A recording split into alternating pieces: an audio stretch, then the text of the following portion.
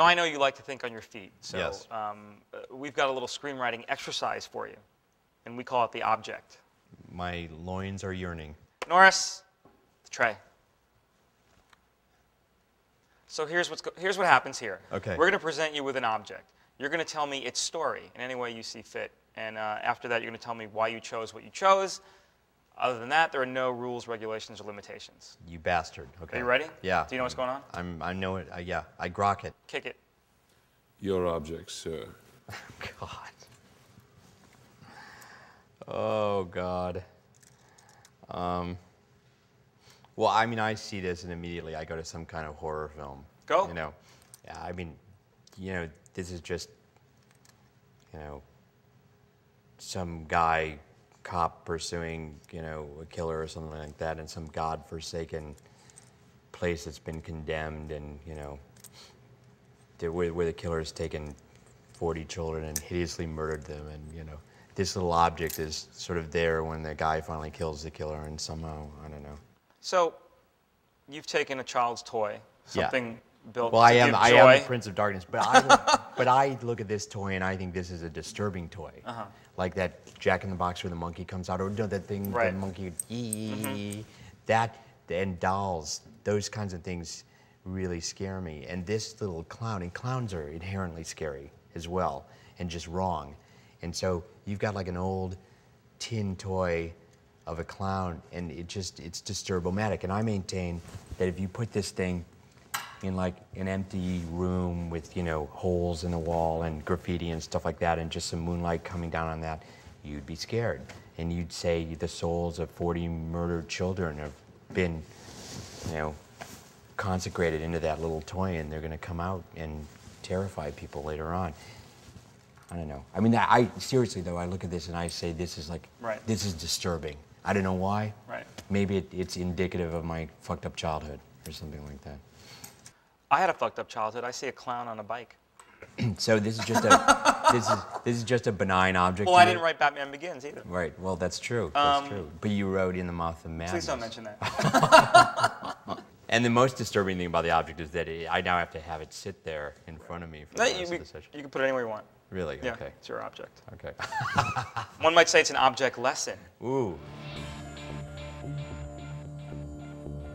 So far, you've mentioned you wanted to be a cop, a homicide detective, not even just a cop, a homicide detective. I was very interested in solving homicides as a kid. You put this thing at the scene of a crime. Yeah. Not even a crime, child murder. A homicide. What's eating you, David? What's eating me? I don't know. As a kid, I watched a lot of monster movies and a lot of...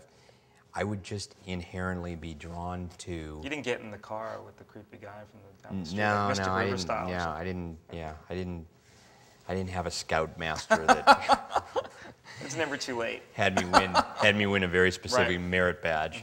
No, Do you like to be scared? I mean, as a I do like to reader be of scared. horror I fiction? love to be scared. Okay. I love the vicarious sort of, you know, I love that experience of seeing something that's absolutely terrifying or reading something that's absolutely terrifying. And it's very rare these days when I watch a movie or television that I myself am scared as an audience member. And I could probably count on one hand in the last decade or 2 decades the movies that really scared me. But I vividly remember, for instance, seeing Alien for the first time and absolutely losing my shit as an 11-year-old. And then, you know, another just really disturbing movie is Don't Look Now. Yes. The end of Don't Look Now. And that's a movie, that movie's so disturbing. I remember showing it to a woman who broke up with me afterwards because she was just like, that's so terrible. Have you ever used Salo to use a breakup? Yeah, yeah, that's a good makeout film. Yeah, if you're making out with pre-Kabbalah Madonna. Yeah, but I think that, you know, Jacob's Ladder scared me and unhinged me and disturbed me, and I think parts of 28 Days Later. And it's really hard to make a really scary movie, actually. In Batman Begins, I thought it comes close to true horror in several sequences, but...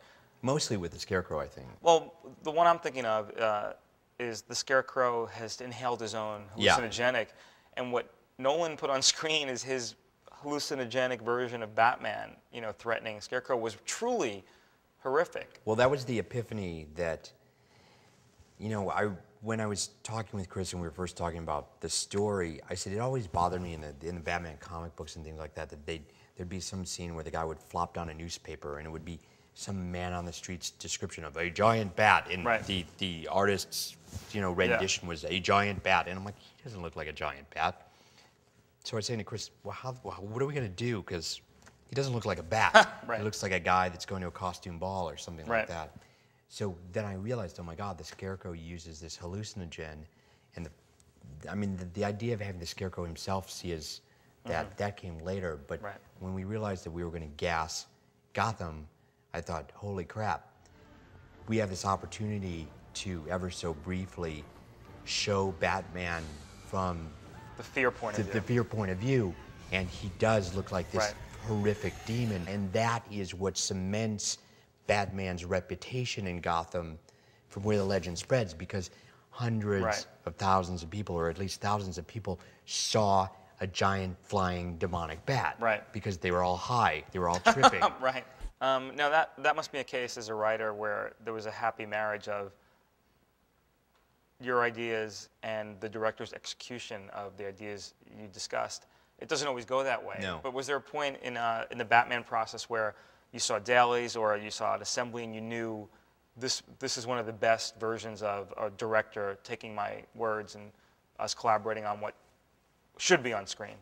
Well, I think the two best versions of that I've had were Dark City and Batman Begins. And the reason for that is because I developed both scripts with the director.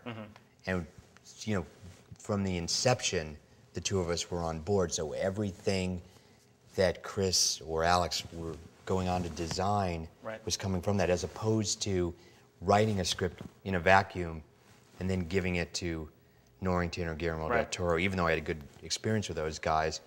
And then interpreting it in a different way or coming at it from a different way. In both those cases, we were sort of approaching it from the same angle. Did you know when you saw the director's cut that this was going to work and reinvent the franchise? I knew before then, because we also started pre-production. Chris brought on his production designer as we were writing, and he worked in the room next to us, and we would just go back and forth, and he was coming up with designs for Gotham or the Batmobile, and we would come in and kibitz, and then some of that would flood back into the script that we were writing. So the sort of visual evolution of the film was happening parallel to the script. I assume it's gone the other way for you. I've had terrible experiences with directors. When do you know with those experiences? Is it when you see the director's cut or before, or just from the... No, sometimes when you're shooting, and I've had experiences with a director, you realize with horror that the director actually doesn't understand the scene. Like, missed the whole point of the scene. And you try to sort of talk sense into them or things like that, and that's bad. Also, it's bad if you have, I've a couple of times worked with directors where it kind of became a free-for-all, and they would listen to anyone because they were terrified. So, I mean, yes, my voice was in there, but the studio and the committee, and then it's just a mess. Where's your workspace? Where do you work out of, and what's in it? I have an office at home, and I do a lot of work there, and my sort of prized possession is a photograph in the 70s of Marlon Brando, and behind him is a paparazzi photographer named Ron Galila, who used to stalk Marlon Brando. And at one point, Brando turned around and punched him in the face and broke his nose, so from that point onward, Ron wore a football helmet with his name Ron on it. So the photo is Marlon Brando with Ron and the football helmet behind him, and that kind of sums up Hollywood. Oh, that's great. To me completely. The guy wants to punch the nose, and the guy's figured out what to wear to protect the nose. And he's stalking him. But most of my scripts I write, the bulk of them, I always break the back of all my scripts at a place in Wyoming that I go up to, in Jackson Hole, and I just lock myself away in this lodge for 10 or 15 days. Has that evolved over time? That kind of writer's retreat for you? Yeah, I realized it's just better to go away and just really focus. Do you listen to music or have little rituals while you write or things? I don't listen to music. I can't. I need complete silence. I can't even have anyone else in the house, much less the room. So there's that. I always write from about 10 in the morning till 2 in the afternoon. I don't write on the weekends. How important is that kind of discipline? Do you need that I think set it's schedule? really important. I mean, some people write in different ways, but for me, you know, I think one of the reasons that I've been successful is that I created my own discipline, and I'm very rigid about it, and I treat it like a real job. And I found that once I started doing that, I became a more effective writer. You mentioned you read a lot. The reading, does it help your write? Do you read while you're writing, or just like I read before you get inspired to write a screenplay? I read while I'm writing, and inevitably I find out, and it's obvious, it's usually subconsciously, but inevitably I will realize as I'm writing that there's certain thematic elements to what I've been reading or had selected to read, but it's not apparent to me until I'm sort of much further along in the process. Right. You just kind of, you divine out the mood of what you're writing. Stories or books present themselves. Yeah, like, or I'll be on Amazon and I don't realize it, but I'll be reading descriptions or reviews of books and ordering them, but clearly in the back of my head they're thematically linked to whatever it is that I'm writing. Now you've been busy on originals for so long, but do you get called on to come in and rewrite other writers' screenplays? Yeah, I've done a certain amount of what they refer to as script doctoring. Right. And frankly, it can be very fun because sometimes it's just a totally mercenary aspect to doing it, where you come in for a week or two or three, and your job isn't to rebuild the fort. Your job is to just do the notes. Do the notes, or, you know, on one movie I was brought in merely to rewrite Michael Caine's dialogue. That's all I did. He played a villain, and I was just making his dialogue snarkier. Right. And it's kind of fun because I think it's very pretentious to... Like, Wasn't he the villain in that Steven Seagal movie? Why, yes, he was. Was that possibly the doctor? That was possibly the one. The one that Steven Seagal, the one that Steven Seagal directed. Right, his debut. His debut. What is it, Big Mountain Railroad or something? What was it called? It was Escape to Witch Mountain. That's what it was.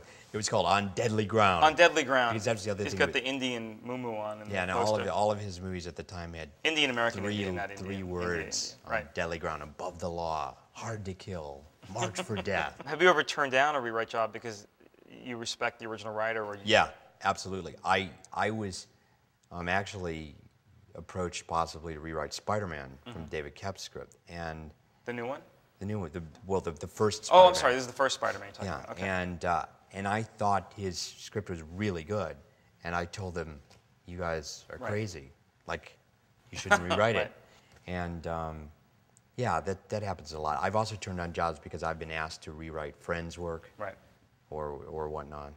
But I've been rewritten by people. That was my next question. And then I've gone on to rewrite them, and it's once you're in this business long enough, that kind of stuff happens. Why the musical chair so much, you think, on scripts and big movies? Because it's, on one hand, stuff can be developed and can be helped, but I also maintain, I swear to God, I wish one day, for 1 year, Hollywood would only make first drafts. Right. And I maintain that films would be no better or worse. Right. And they'd probably save a lot of money in development. But sometimes they get better. Right. But I always feel that in the development process, maybe by the third or fourth draft they get better, but then there's sort of a law of diminishing returns, and then they're not as good again. Yeah. And I think the main reason is, well, it's twofold. One, it's inevitable that as an executive or a producer reads a script for the third or fourth time, it doesn't feel as fresh anymore. Right. And so... You get the note, this doesn't feel as fresh anymore. Exactly, and you're like, well, duh, because you know what all the scares are, you know what the jokes are, you don't have that experience. And there's that, but it's also, it's the only real element that can change, that can be continually fucked with. Right. Once you're shooting the movie, the train's left the station. The train's left the station. So it's the obvious place for the studio to second guess themselves. Right, because they can, and it gives you that false sense of It's security. mutable. Right. And there's also a sense of, well, this script is great, but if we bring on high-paid screenwriter X for a punch-up. We did what we could. We did what we could, and we protected ourselves, and maybe he gave it that little pixie dust. But a lot of times then people just go in and kind of phone it in. Right. So. How do you approach receiving notes from executives or producers or managers or actors, or like, are you pretty open-minded, or have the years kind of built up a healthy cynicism about it all? I try to be open-minded, even though by nature I'm very cynical about it. Right. But I do try to be open-minded, and I do try to listen. A lot of times it's just about them being heard. Right. And a lot of times you can talk people out of notes. you know, and sometimes you get good notes. But nowadays, I'm much more in the position of being able to pick the people that I'm working with. Right. So the producers or the directors, and so, Right. you know, or As even much the, as you can even agree the on. executives. Right. So there's a bit more of a safety factor there. Do you think genre films have to fight to get the same respect as the Yeah. other, even though there's this mad rush to make more genre pictures and bigger tentpole And certainly movies? the most successful films of all time have been Right. science fiction or fantasy.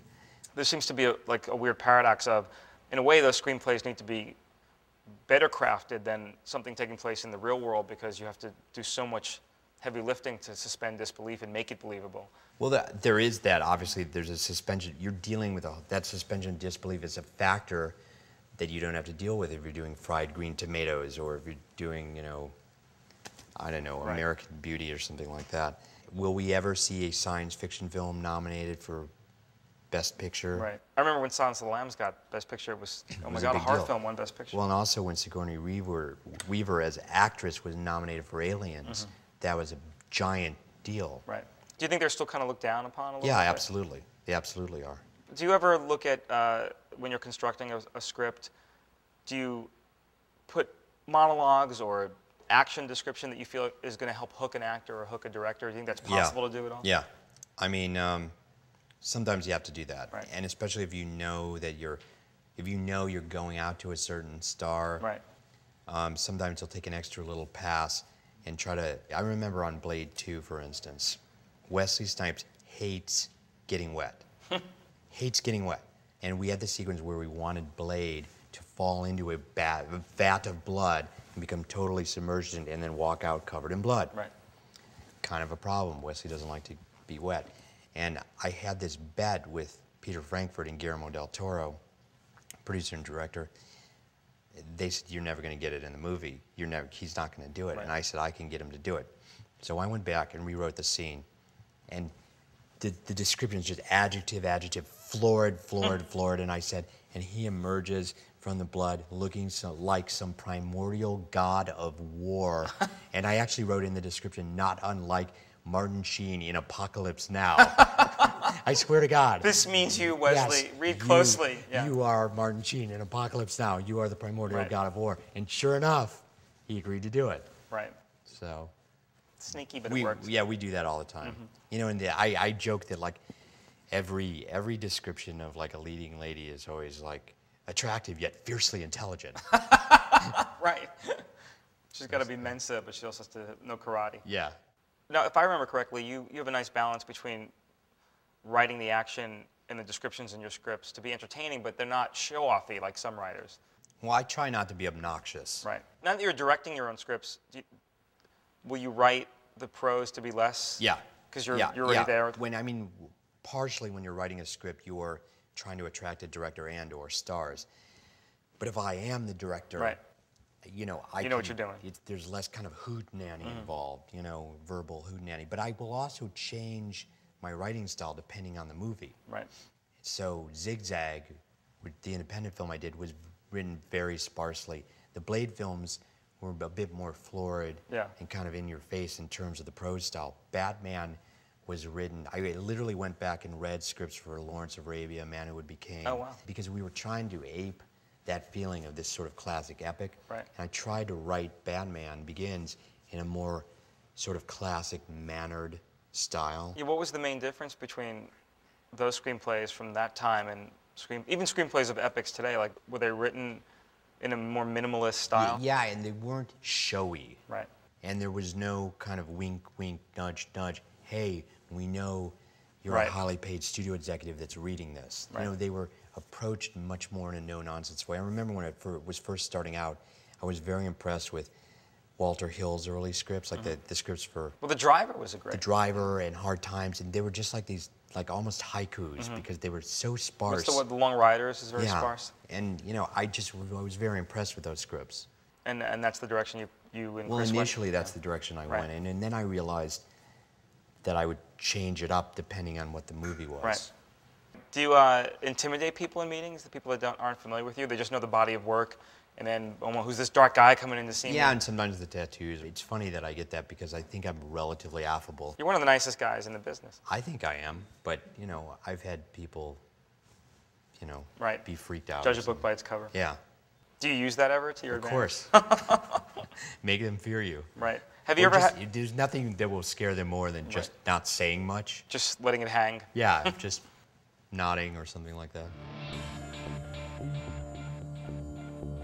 Aside from just having the talent itself, what can't be taught about screenwriting? Or what's the one piece of... Tenacity. Tenacity. Yeah, and having a hard skin because, you know, it's not enough, unfortunately, to be talented in this business because it's such a social business. Right. And so much of it is not only the work, but getting in the room and convincing these people that not only are you the right guy to write this, but that, you know, they're developing so many movies, hundreds, thousands of movies at the given studios, and they're only going to make 12 to 25 a year. Right. And so for every script of yours, if they're going to make your script, they're not going to make 100 others. Right. And they're going to spend, in the case of Blade, $60 million on the movie and another $30 million, you know, $100 million, you know, marketing, and that's a lot of money. And a lot of people's careers are hanging in the balance in terms of making the right decision. So your job is also with the script or whatever you're conveying personally is, yeah, not only should you not make those movies, you should make mine, and your career is going to advance because of it. Because to make even the smallest movie like Zigzag, it's millions of dollars riding on it. It's not the same as just publishing some small book or something. Right. So now it's not enough to just bring in the material that's commercial and that they can say is going to be a hit movie. It has to be personalized into, this will advance your career. Yeah, you terrified guys that are, because it's mostly a studio executive's job to say no. Right. Because anytime you say yes, Right. your career's on the The line. law of averages is with you if you say no. Exactly. So if you say, I believe in this one, you're on the hook for it. Right. So your job as the writer or director or whatever is to somehow communicate to studio executive A, B, or C, Right. dude, you're going to get a nice bonus if you do this. Right. Do you think, you know I love horror films, you love horror films, you know, I'm enjoying the fantasy films that are getting made now. Are we in danger of burning it out? Nah, it'll be cyclical. Right. I mean, I think these genres are perennial. Right. And everybody will jump on the bandwagon like they are. And, you know, comic book films, you know, in a year or two that the cycle will burn itself out and it'll go more dormant and then it'll come back again. Right. I mean, now the most famous characters have kind of been adapted, I guess, unless sequels to those films, you know, that launch the new franchises. Do you think people will start looking for the hidden gems like Blade? They will, but then, you know, 20 years from now, they'll probably do another cycle of Superman films and Batman films and Lone Ranger films. Right. And, you know, I think those characters are sort of cultural icons that are just here to stay. Right. Why do you think they endure? It's a uniquely American kind of invention, these characters that came from pulpy, you know, like nickel escapist comic books from during the Depression I days. don't know. They have resonance. They've stood the test of time, and Batman and Superman have been around for 75 odd years, something like that. And if a character can survive through that many permutations, there's something about it. I mean, Superman is the Christ myth. Right. I mean, literally. My only son saved. Yeah, I'm going to give you a godlike being. I'm going to send him down to save you, and he's going to suffer for you. It's Christ. And so it's kind of obvious why that one endures. And Batman is sort of the ultimate kind of dark wish fulfillment thing. It's terribly romantic. It's got their antecedents to, you know, vampire stories and things like that. Phantom of the Opera, stuff like that. Why do you think horror films are doing bigger business now than they have in a long time? You know, between The Grudge and the Japanese remakes. I think it's cyclical. It's just people like to be scared. They go in and out of fashion, and you know, I think in another couple of years that'll abate, and they will become dormant again for a while. And I just think, you know, every generation or every other generation, there's going to be a cycle of these things, and people will come up. Also, the public has a very short memory. Right. You know, everything old is new again. Right. And people don't realize that films being made now, you know, have all these forefathers in films being made 20 years ago and 40 years ago and things like that. Now, after the film you're about to direct, The Invisible. The Invisible, after that, you think Flash will be next for you? Probably, yeah. And then when can we expect the next Batman in release? Probably 2008, summer 2008. We're just talking about it, trying to figure out what the hell, can we do it? Can it be cool again? That kind of thing. Well, excellent. Good luck with everything. Thank you. We want to thank David Goyer, director, writer, producer. Thank you as well. Please be sure to check out our other great interviews. And remember, it all starts with you. The next written by credit could be yours. I'm Mike DeLuca.